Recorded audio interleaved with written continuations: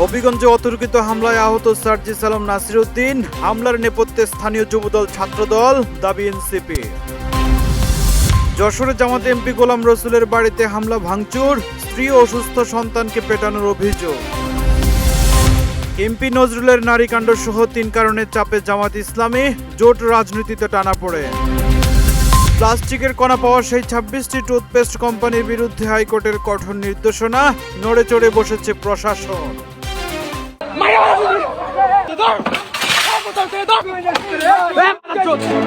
হবিগঞ্জের জাতীয় নাগরিক পার্টির পদযাত্রাকে কেন্দ্র করে হামলার অভিযোগ উঠেছে বিএনপির নেতাকর্মীদের বিরুদ্ধে। হামলায় এনসিপির শীর্ষ নেতা সহ কয়েকজন আহত হয়েছেন বলে দাবি করেছে দলটি। এ সময় সাংবাদিকদের একটি গাড়িও ভাঙচুর করার অভিযোগ উঠেছে। মঙ্গলবার বিকেলে হবিগঞ্জে এনসিপির জুলাই পদযাত্রার সময় এ হামলার ঘটনা ঘটে। দলটির যুগ্ম সদস্য সচিব সালেউদ্দিন সিফাত অভিযোগ করেন, পদযাত্রায় থাকা এনসিপির নেতা নাসিরউদ্দিন পাটোয়ারি ও মুখ্য সমন্বয়ক সার্জিস আলমের গাড়িবহরে স্থানীয় বিএনপি নেতাকর্মীরা অতর্কিত হামলা চালায়। এ হামলায় সার্জিস আলম, নাসিরউদ্দিন পাটোয়ারি সহ দলের কয়েকজন নেতাকর্মী আহত হয়েছেন বলে দাবি এনসিপির। সালেউদ্দিন সিফাত আরও অভিযোগ করেন, হামলাকারীরা এনসিপির মিডিয়া টিমের মাইক্রোবাস জেলা সার্কিট হাউসের ভেতরে নিয়ে ভাঙচুর করে। শুধু গাড়ি নয়, সাংবাদিকদের ব্যবহৃত মোবাইল ফোন, ক্যামেরাও নিয়ে যায় বলে দাবি করেন তিনি। এদিকে হামলার একটি ভিডিওতে দেখা যায় দেশীয় অস্ত্র হাতে নিয়ে এনসিপির নেতাকর্মীদের উপর হামলা চালাচ্ছেন বেশ কয়েকজন যুবক। একটি মাইক্রোবাসের চালককে পিটিয়ে রক্তাক্ত করতেও দেখা যায়। হামলাকারীরা বিএনপি ও ছাত্রদলের বলে দাবি করেছে এনসিপি। তবে এই ঘটনায় বিএনপির পক্ষ থেকে এখনও পর্যন্ত আনুষ্ঠানিক কোনো বক্তব্য পাওয়া যায়নি। অভিযোগের বিষয়ে আইনশৃঙ্খলা বাহিনীর বক্তব্য এখনও জানা যায়নি। ফখরুল ইসলাম, ইত্তেফাক নিউজ।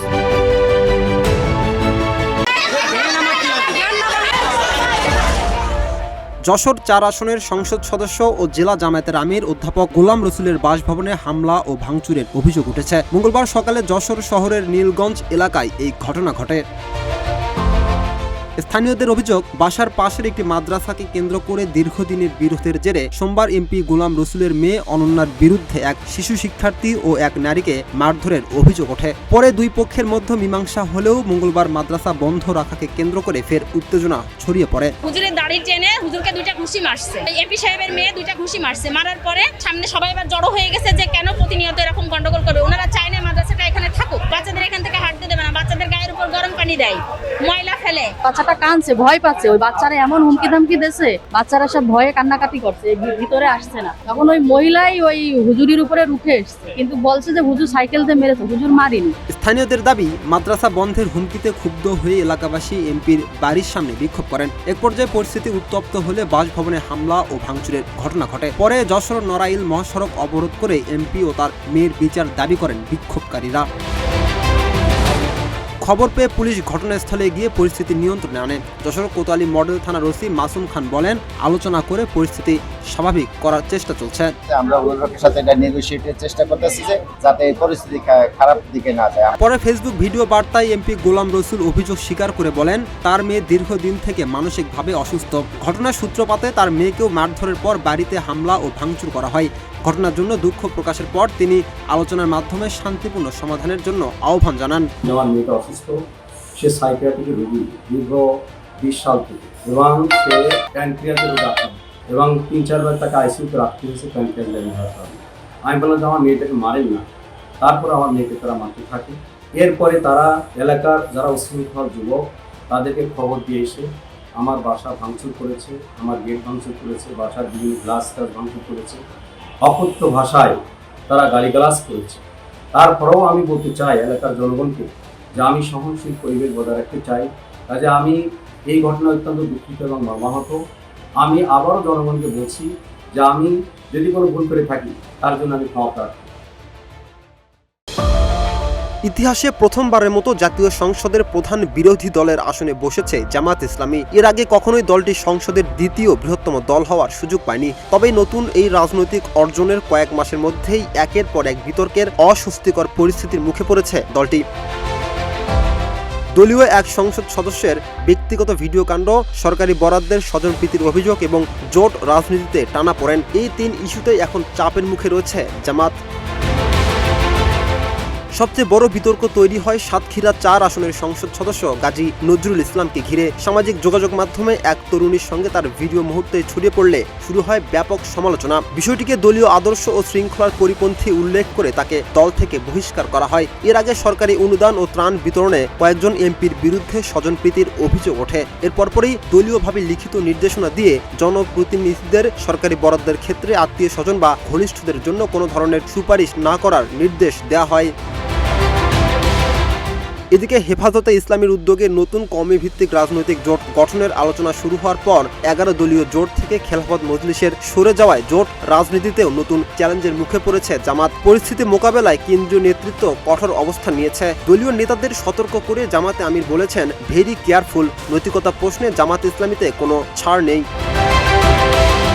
রাজনৈতিক বিশ্লেষকদের মতে প্রধান বিরোধী দল হওয়ার পর জামাতের প্রতিটি পদক্ষেপ এখন জনপর্যবেক্ষণের আওতায়। ফলে সাংগঠনিক শৃঙ্খলা, রাজনৈতিক পরিপক্কতা এবং দ্রুত সিদ্ধান্ত নেওয়ার সক্ষমতার কঠিন পরীক্ষার মধ্য দিয়ে যেতে হচ্ছে দলটিকে। রাকিব হাসান, ইত্তেফাক নিউজ।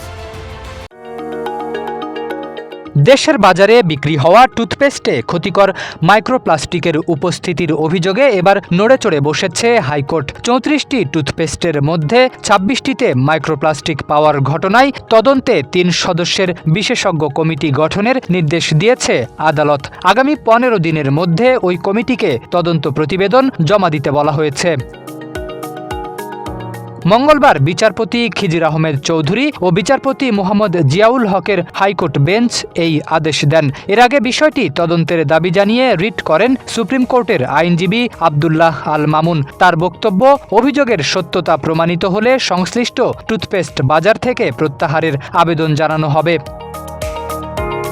সম্প্রতি environment and social development organisation ESDO তাদের 1 বছরের গবেষণার ফল প্রকাশ করে। গবেষণায় দেশের বাজারে থাকা 19টি ব্র্যান্ডের 34টি টুথপেস্ট পরীক্ষা করা হয়। এর মধ্যে 26টিতে মাইক্রোপ্লাস্টিক শনাক্ত হলেও 8টিতে কোনো মাইক্রোপ্লাস্টিক পাওয়া যায়নি। গবেষণা অনুযায়ী প্রতি 100 গ্রাম টুথপেস্টে 20 থেকে 320টি পর্যন্ত মাইক্রোপ্লাস্টিক কণা মিলেছে। সবচেয়ে উদ্বেগের বিষয়, শিশুদের জন্য বিক্রি হওয়া 6টি টুথপেস্টের মধ্যে 4টিতেই এই কণা পাওয়া গেছে।